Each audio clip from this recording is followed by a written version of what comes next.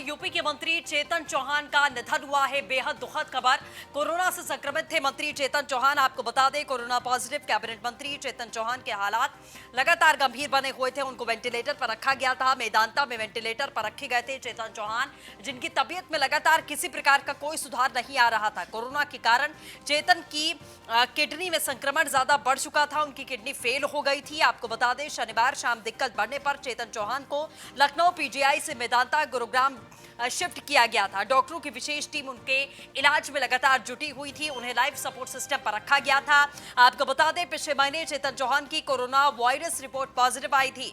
Kidney में संक्रमण के चलते शनिवार को अचानक उनकी तबीयत ज्यादा खराब होने के चलते उन्हें मेदांता रेफर किया गया था और डॉक्टर्स की एक बड़ी टीम उन पर लगातार नजर बनाए हुए थी। बता दें, भारतीय क्रिकेट टीम में बल्लेबाज रह चुके चेतन चौहान अमरोहा जिले के नौगावा विधानसभा के विधायक थे। क्रिकेट से संन्यास लेकर वो राजनीति में सक्रिय भूमिका अपनी निभा रहे थे। फिलहाल वो योगी सरकार में सैनिक कल्याण, होमगार्ड, पीआरडी, नागरिक सुरक्षा विभाग के मंत्री भी थे। तो जाहिर तौर पर उत्तर प्रदेश के लिए, यूपी की राजनीति के लिए एक बहुत बड़ी क्षति के रूप में ये पूरा का पूरा उनका जिस तरीके से उनका योगदान रहा है, चाहे वो क्रिकेट में आप देखिए और चाहे उसके बाद राजनीति पे उनकी सक्रियता, और सक्रियता ऐसी वैसी नहीं बल्कि तमाम उपलब्धियां उन्होंने अपने नाम की थी अपने राजनीतिक करियर में भी। कोरोना संक्रमित यूपी के दूसरे मंत्री की मौत, ये बड़ी खबर आपको बता दें। यूपी के मंत्री चेतन चौहान का निधन हुआ।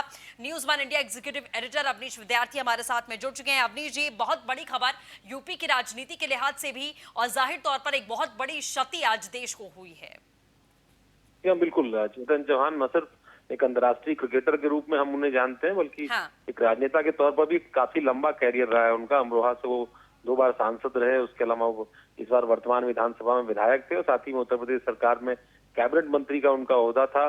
पहले उनके पास कौशल विभाग जैसा महत्वपूर्ण विभाग था और उसके बाद में रिसफल के दौरान उनको होमगार्ड और 2 और अन्य प्रमुख विभागों की जिम्मेदारी सौंपी गई थी। अभी कुछ दिनों से उनकी तबीयत खराब थी। कोरोना टेस्ट में उनको कोविड पॉजिटिव रिपोर्ट आई थी, जिसके बाद उनकी स्थिति धीरे धीरे काफी खराब हुई थी। इसके बाद कल और परसों जिस तरीके की जो बुलेटिन आए थे हॉस्पिटल से, उनमें काफी क्रिटिकल पोजीशन थी। उनको वेंटिलेटर पर रखा गया था और उसी दौरान उनकी किडनियां फेल हुई और जिसके बाद फिर जो है आज उनके निधन की सूचना आई है। एक काफी जमीनी पकड़ रखने वाले थे। अमरोहा की राजनीति और आसपास की राजनीति में काफी उनका प्रभाव था। दिल्ली क्रिकेट एसोसिएशन के भी वो लंबे समय तक अध्यक्ष रहे।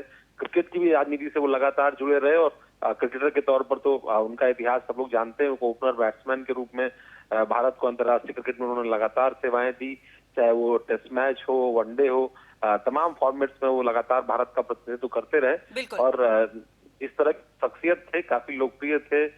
राजनेता होने के बावजूद उनमें वो तमाम सारी सहूलियतें थी जिसके माध्यम से इंटरैक्शन, तमाम क्रिकेट एकेडमीज के माध्यम से भी बहुत सारे नए टैलेंट को भी प्रमोट करने का काम चेतन चौहान कर रहे थे।